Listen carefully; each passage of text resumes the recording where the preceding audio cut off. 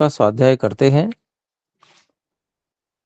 और श्रीमद् भगवद गीता इस पुस्तक में हम एकादश समुल्लास के 17 श्लोकों तक पढ़ चुके हैं। पिछली कक्षा में हमने 12वें श्लोक से 17वें श्लोक तक पढ़ा था और वहां पर कुछ इस प्रकार का सामान्य व्यक्ति को भ्रम हो सकता है जो पूर्व प्रकरण से जानते हुए नहीं आ रहा है। उसको ऐसा भ्रम हो सकता है कि अर्जुन देख रहे हैं और श्री कृष्ण जी दिखा रहे हैं, जैसे हम सामान्य आंखों से देखते हैं इस तरह से वो देख रहे हैं और श्री कृष्ण जी जो है वे शरीर के आकार इत्यादि को बदल के इस प्रकार का दिखा रहे हैं। सामान्य व्यक्ति इस तरह से सोच सकता है, परंतु अगर प्रकरण इत्यादि को देखें तो उस प्रकार का जो विचार करना सोचना है वो सर्वथा गलत होगा, क्योंकि प्रकरण में श्री कृष्ण जी एक बात कह रहे हैं कि तुम सामान्य दृष्टि से नहीं देख सकोगे, इसलिए तुम्हें दिव्य दृष्टि देता हूं। तो दिव्य दृष्टि कौन सी होती है? तो दिव्य दृष्टि, आंखें खुली नहीं होती दिव्य दृष्टि में। जो ये चर्म चक्षु हैं ये खुले हुए नहीं होते हैं, ये बंद करके दिव्य दृष्टि से देखा जाता है। तो योग दर्शन में भी एक कथानक आता है जिसमें दो बहुत महान जो ऋषि हैं, ऋषि जैगीषव्य और ऋषि आवाट्य, ऐसे दो ऋषि बात कर रहे हैं, उनकी वार्तालाप बताई गई है। तो वहां कहते हैं ऋषि आवाट्य ऋषि जैगीषव्य जी से कि आपने 10 सहस्त्र महासर्गों में अर्थात 10,000 सृष्टियों में इस संसार में अनेक जन्मांतर पाकर सुख पाया या दुख पाया? प्रश्न करते हैं। अब यहां पर जो है दोनों ही दिव्य दृष्टि से युक्त हैं, दोनों ही मन के सूक्ष्म संस्कारों को पढ़ने में जानने में समर्थ हैं। जो जन्म जन्मांतर के, आप समझ लीजिए सामान्य व्यक्ति को तो पिछले जन्म का ही याद नहीं रहता, लेकिन जो योगी होते हैं वे योगी अपने जन्म जन्मांतर के पिछले कौन से कितने जन्म में कौन से वे जन्म में क्या थे इत्यादि सब कुछ वो पूरा मन का इतिहास भूगोल जान सकते हैं, जान लेते हैं। तो वही उसी प्रकार का प्रश्न वहां किया इसीलिए। और दूसरा, जो दिव्य दृष्टि होती है उससे केवल स्वयं के संस्कारों को नहीं जाना जाता या स्वयं में क्या चल रहा है वो नहीं जाना जाता, बल्कि किसी और व्यक्ति के भी मन में क्या चल रहा है वो भी जाना जाता है। तो वही चीज यहां पर जो दर्शन कराया है श्री कृष्ण जी ने, वो योग बल से ही कराया है। वो अन्य किसी को नहीं दिख रहा। जितने एक तरफ कौरव दल खड़ा है, दूसरी तरफ पांडव दल खड़ा है, लाखों सैनिक दोनों तरफ, तो ऐसा जो श्री कृष्ण जी ने जो स्वरूप दिखाया है वो केवल अर्जुन ही देख पा रहे हैं, क्योंकि उन्हीं के पास दिव्य दृष्टि है। एक तो ये समझने की बात है। दूसरी बात ये कि श्री कृष्ण जी क्या दिखा रहे हैं?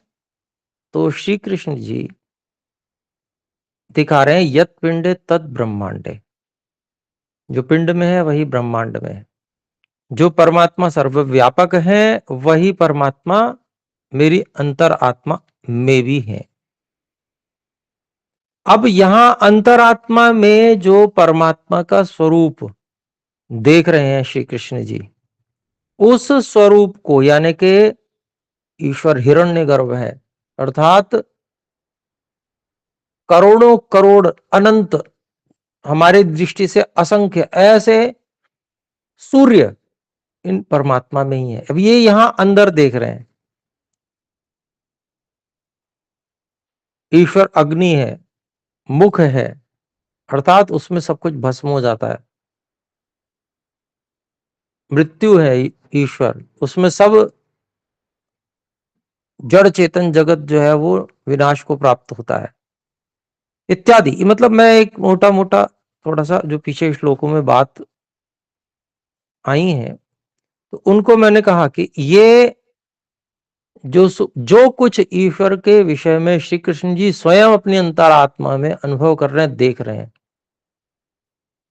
अर्जुन को भी दिव्य दृष्टि से उसको जनाते जा रहे हैं। और दिव्य दृष्टि के द्वारा श्री कृष्ण जी के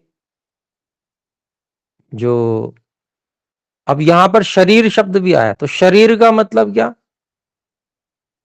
जब जो व्यापक है, वो जहां व्यापक है वह शरीर ही है। तो जिस समय आत्मा अर्थात हम स्वयं में परमात्मा को व्यापक देखते हैं, तो वहां हम ही अर्थात आत्मा ही परमात्मा का शरीर हो जाती है। तो जो सूक्ष्म बातें हैं उनको मोटे हिसाब से ले लेना ये उचित नहीं है, उससे गलत भ्रांतियां उत्पन्न हो सकती हैं। और भ्रांतियां उत्पन्न होती हैं इसी कारण से लोग विविध प्रकार से विभिन्न प्रकार से क्रियाकलाप करते हैं और वास्तव में ईश्वर की उपासना छोड़कर किसी और ही उपासना में लग जाते हैं।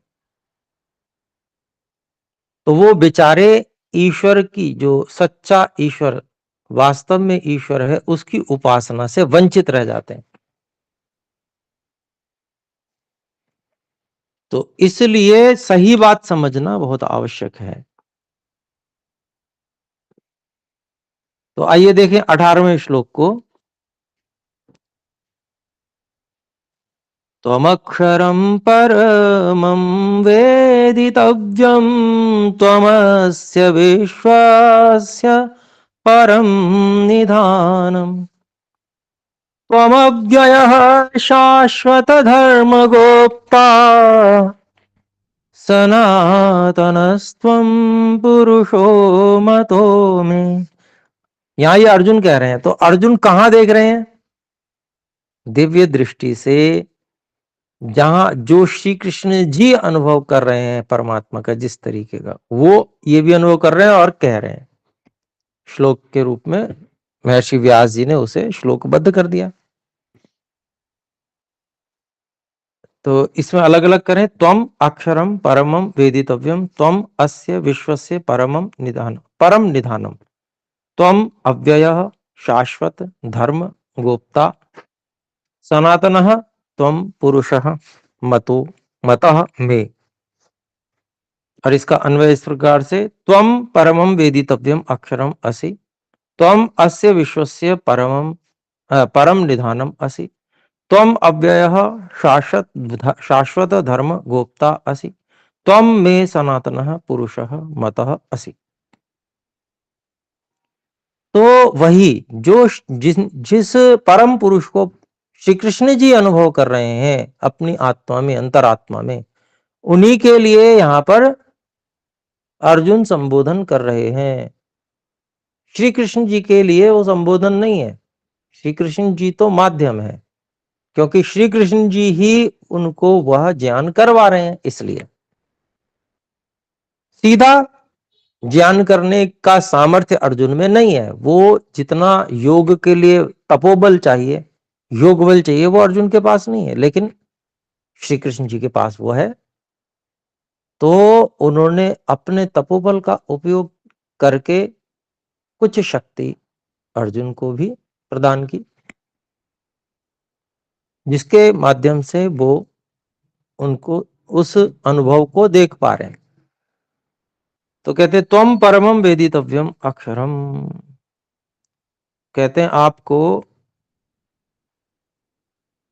सबसे बड़ा, सबसे उत्कृष्ट जानना चाहिए। तुम क्या हो? अक्षर हो, तुम क्षय रहित हो, तुम कभी नष्ट नहीं होते। तुम अस्य विश्वस्य परमम निधानम, तुम इस विश्व की सबसे महत्वपूर्ण वस्तु हो, सबसे अधिक, जिसको कहते हैं कि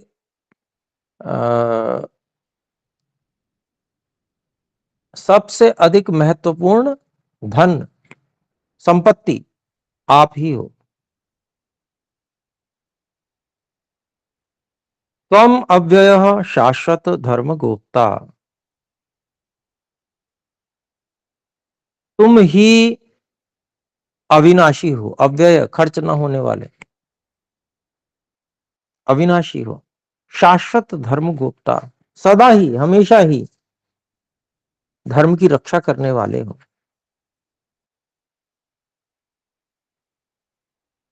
त्वम में सनातनः पुरुषः मतः असि, तुम ही वो सनातन पुरुष हो जो मेरे द्वारा माना जाता है।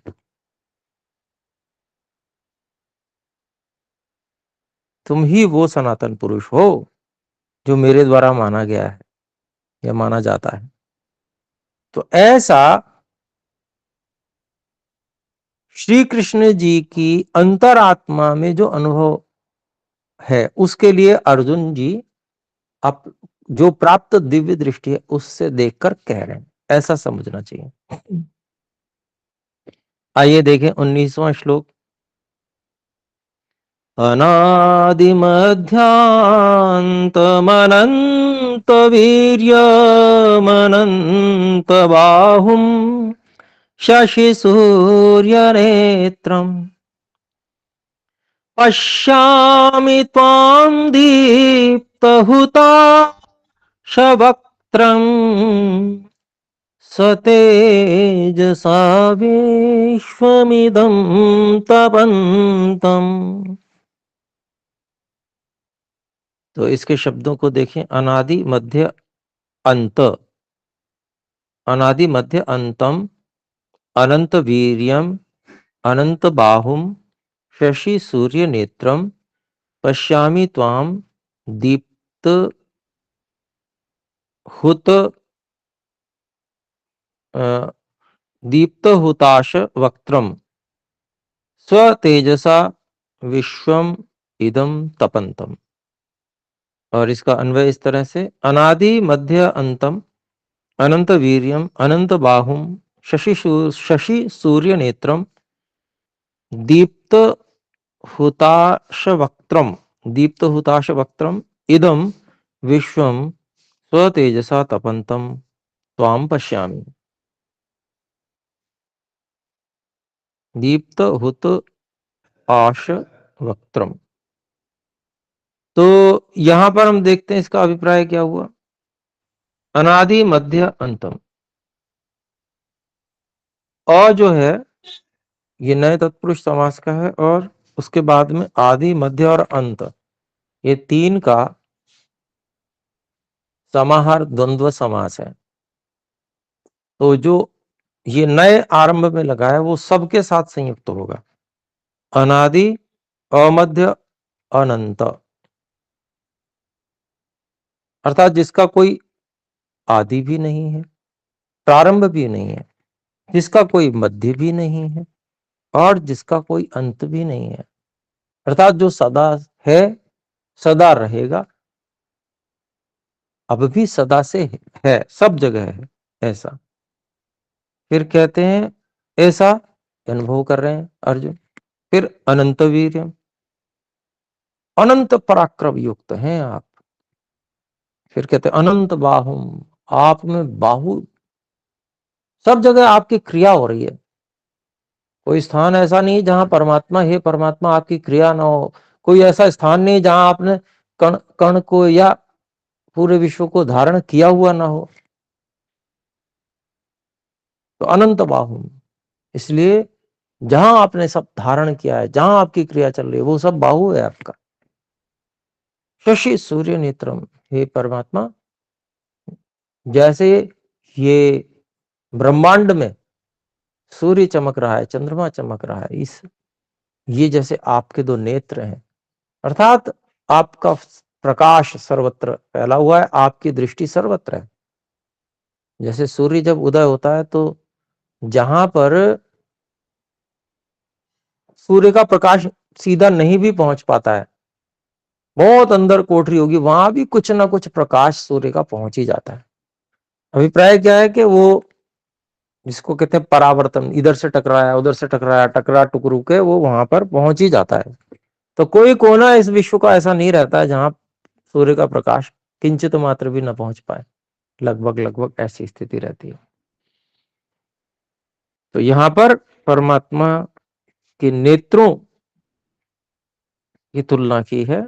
एक आलंकारिक वर्णन है, बहुत हीन उपमा है। ईश्वर, यद्यपि हमारी दृष्टि से हम कहेंगे अच्छा ऐसा है, लेकिन जो वास्तव में ईश्वर है उनके सामने तो ये कुछ भी नहीं, ये हीन उपमा है।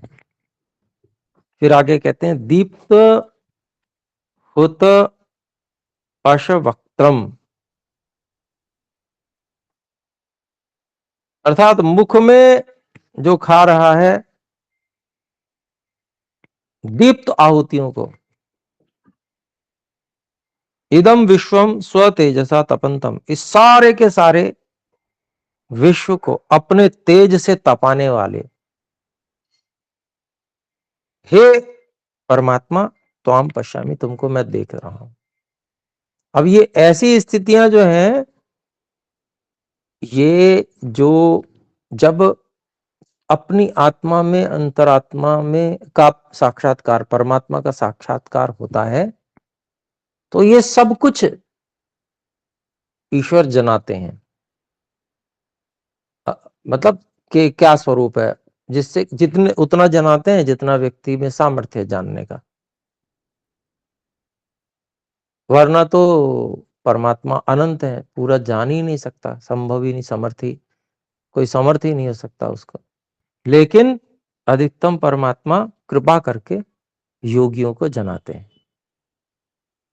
तो वही जो श्री कृष्ण जी जान रहे हैं उसी को जना दे रहे हैं अर्जुन जी को, जो अपनी अंतरात्मा में जान रहे हैं, और अर्जुन फिर उसको उसी रूप में शब्दों में बोल रहे हैं। तो ये स्थिति यहां पर है। आइए आगे देखें, 20वां श्लोक है। द्यावा पृथिव्योरिदमन्तरं हि व्याप्तं त्वयैकेन दिशश्च सर्वाः दृष्ट्वाद्भुतं रूपमुग्रं तवेदं लोकत्रयं प्रव्यथितं महात्मन्। अलग अलग देखें, द्यावा पृथिव्योः इदम अंतरम ही व्याप्तम त्वया एकेन दिशः च सर्वाः दृष्ट्वा अद्भुतं रूपम उग्रम तद एवं लोकत्रयं प्रव्यथितं महात्मन्। अन्वय इस प्रकार है कि हे महात्मन, त्वया एकेन इदम ही द्यावा पृथिव्योः अंतरम व्याप्तम सर्वाः दिशः च व्याप्ताः तव इदम उग्रम अद्भुतम रूपम दृष्ट्वा लोकत्रयं प्रव्यथितम्। तो अभिप्राय देखते हैं, इसका समझने का प्रयास करते हैं। हे महात्मन, हे महा आत्मा, सामान्य नहीं है, जो महा है, महान आत्मा है। त्वया एकेन इदम ही द्यावा पृथिव्योः अंतरम, आप स्वयं एक के द्वारा ही, इदम ही, ये सारा ही, यह द्यावा पृथ्वी अंतरम व्याप्तम, आपके अंदर व्याप्त हो रही है। सर्वा दिशा च व्याप्ता, और आपके द्वारा सारी दिशाएं व्याप्त हो रही हैं, आप ही आप सर्वत्र हो। तब इदम उग्रम अद्भुतम रूपम, आपका यह इतना उग्र, तेजस्वी, अद्भुत रूप दृष्टवा, देखकर, लोकत्रयम प्रव्यथितम, तीनों लोक जो है वो घबरा गए हैं। घबरा खुद रहे हैं अर्जुन, लेकिन घबराता हुआ कह रहे हैं सबको कि भाई जब मैं ही घबरा गया तो ये लोग क्या चीज है, ये सब भी घबरा ही जाएंगे वाली बात। तो ऐसा अर्जुन यहां पर कह रहे हैं। आइए देखें 21वां श्लोक। अमीहि त्वां सुरसंघा विशन्ति केचिद्भीताः प्राञ्जलयो गृह्णन्ति स्वस्तीत्युक्त्वा महर्षि सिद्धसंघाः स्तुवन्ति त्वां स्तुतिभिः पुष्कलाभिः।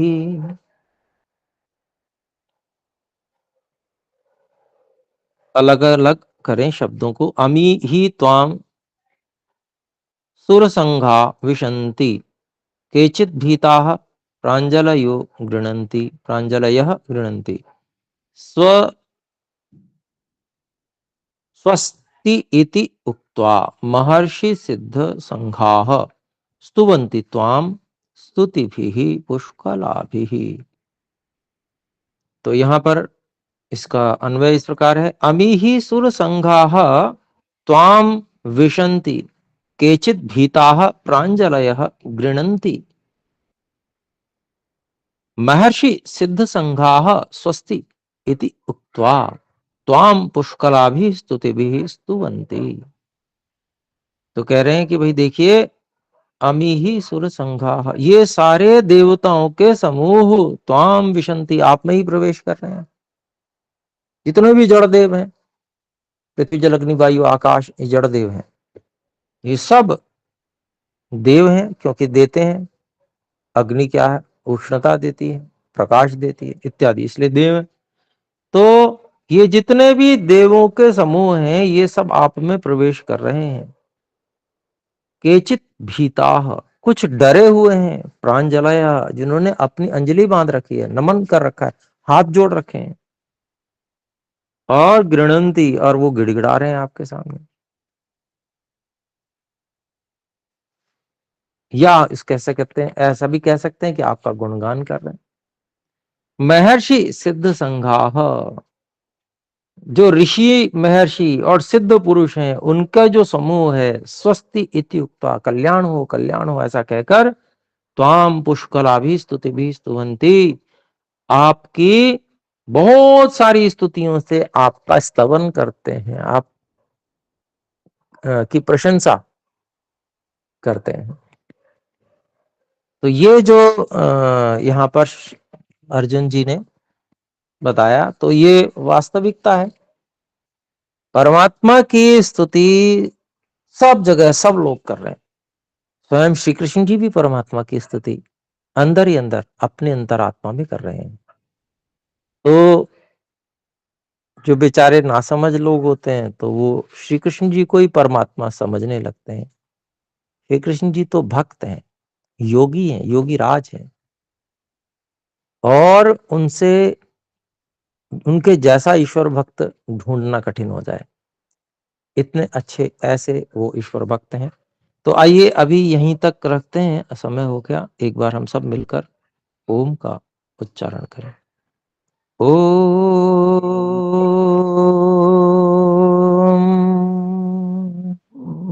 सभी को सादर नमस्ते। सादर नमस्ते। नमस्ते गुरुजी। नमस्ते गुरुजी। नमस्ते, धन्यवाद गुरुजी।